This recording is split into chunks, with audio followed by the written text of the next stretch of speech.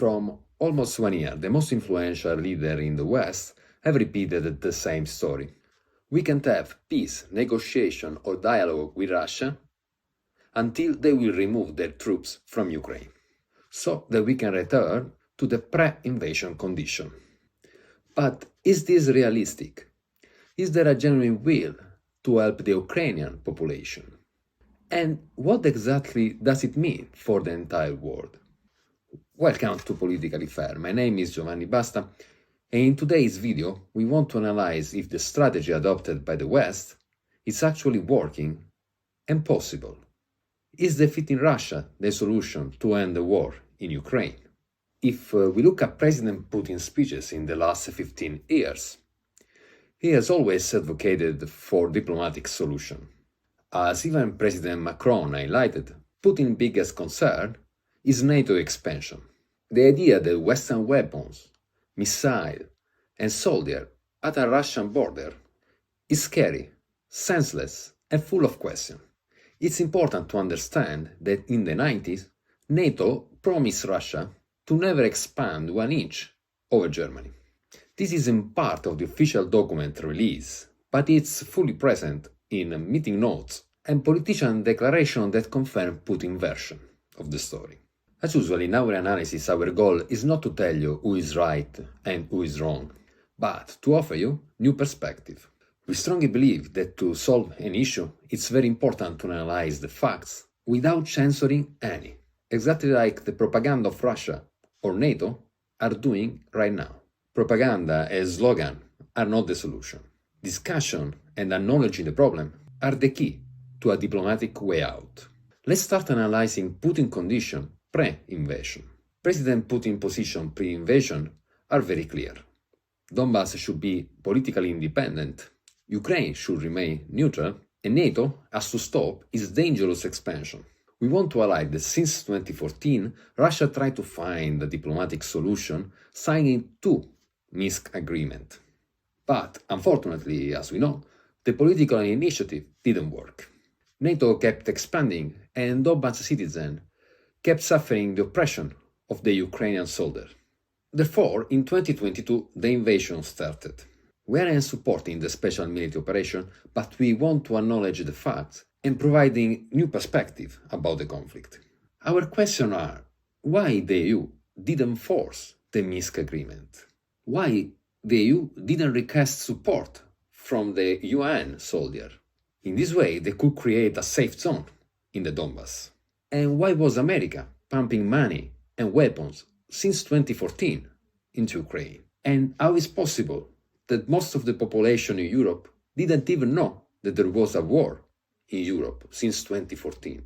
Too many questions that tell us at least that President Putin didn't get mad, sick, like the West propaganda told us at the beginning of the invasion. And if you are living in Europe, don't worry, Russia doesn't intend to rebuild the Russian Empire or invade your country. It requires a nuclear war, a direct confrontation between Russia and NATO, and frankly, this is just poor propaganda. Back to Ukraine, Ukraine has a big internal problem caused by the illegal removal in 2014 of President Yanukovych. It led to 15,000 deaths in the Donbass, 3,000 of them civilians, and violation of human rights, as the UN reported in 2016. So, as we can see, something was going on. Unfortunately, nothing was done to prevent this invasion. Now, the reality changed. Is it time to accept it? If pre-invasion Russian requests were mostly diplomatic, and the focus was to stop NATO expansion, today the situation, unfortunately, looks more tragic and serious. Now, Russia is occupying 4 regions of Ukraine. Ukraine is an economic default, and it's kept alive by the West's money and weapons. Ukraine doesn't have anymore an economy. Half of the population is facing shortages of electricity and water. And now Russia deployed other 300,000 soldiers, and it's massively bombing almost every day Ukraine. Probably to weaken Ukraine military, but especially, we think, to force 10-15 million of people to leave Ukraine and move to Europe, causing the biggest migrant crisis Europe has ever faced. The support provided by the West to Ukraine via suicidal sanction and increasing the level of conflict, delivering heavy weapons to Ukraine, put Ukraine in a worse position than pre-invasion, something that probably President Putin never thought about. At a certain point, we think that the West's goal is more to support the Kiev regime than the Ukrainian population. Because, let's be honest, Ukrainian population is not benefit of anything coming from the West. They are just facing more disruption, more deaths, and very few hopes of coming back to a normal life. So, is defeating Russia the way to deliver peace?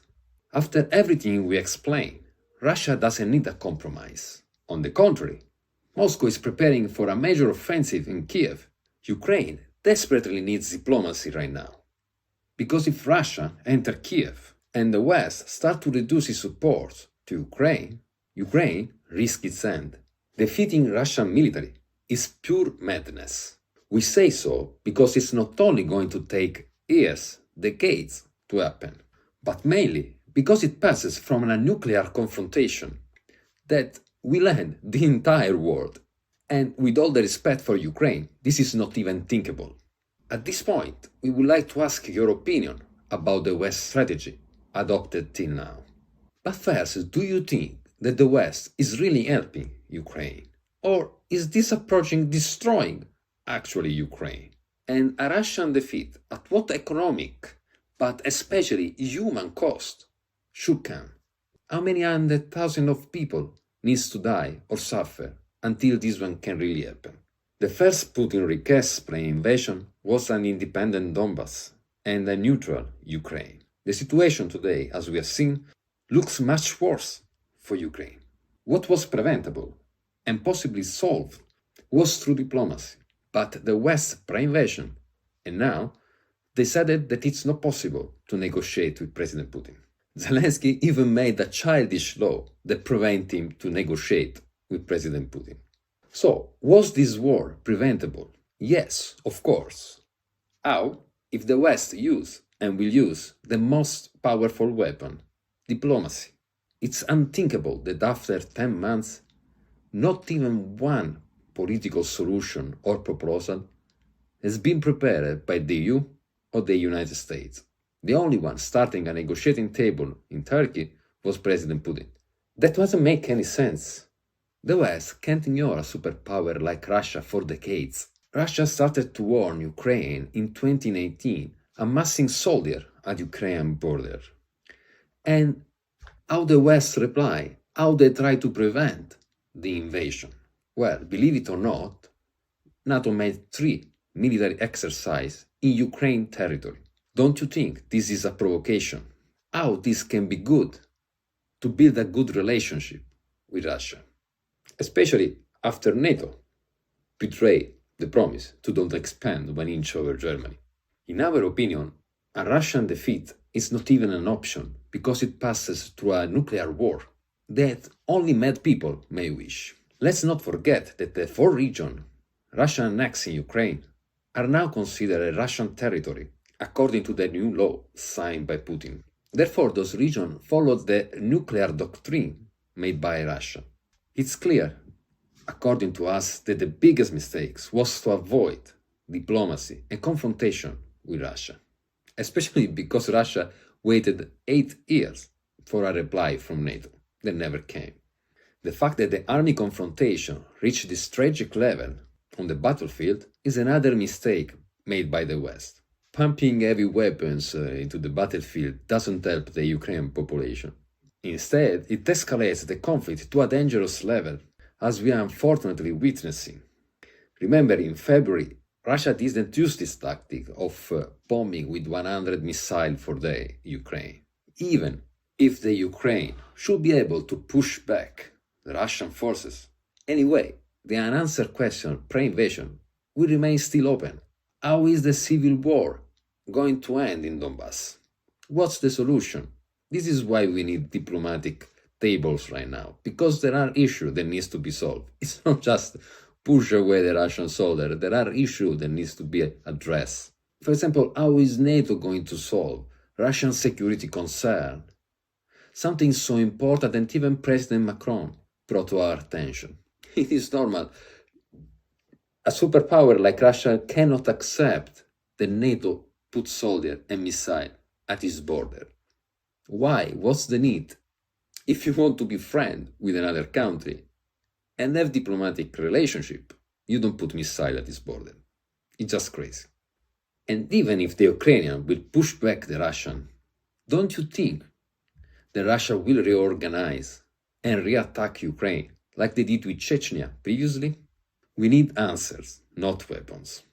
We need collaboration and compromises on both sides, and not propaganda. Pushing out the Russian from Ukraine without a political solution, it's a sentence that today doesn't make any sense.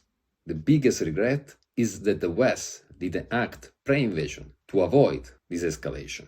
Unfortunately, today, Ukrainians and the entire world are paying the consequences of this diplomatic failure. America must guarantee the security requests that Moscow needs. The world needs peace and stability, not dangerous expansion from NATO or Russia. As President Modi said, this is not time anymore for war. It's logical, but sadly, logic is not always part of politics, where money, interest and power are the main ingredient of a toxic way of rule the world. We hope you enjoy our analysis and let us know your opinion in the comment section below. Do you think it's possible to defeat Russia on the battlefield and solve all the issues that are still open since 2014? Like the video if you like it, share it with your friends so that everyone can see new perspective about a potential solution of the conflict. And if you want to follow our analysis in the future, subscribe to our channel to don't miss any. See you in the next video with a new story.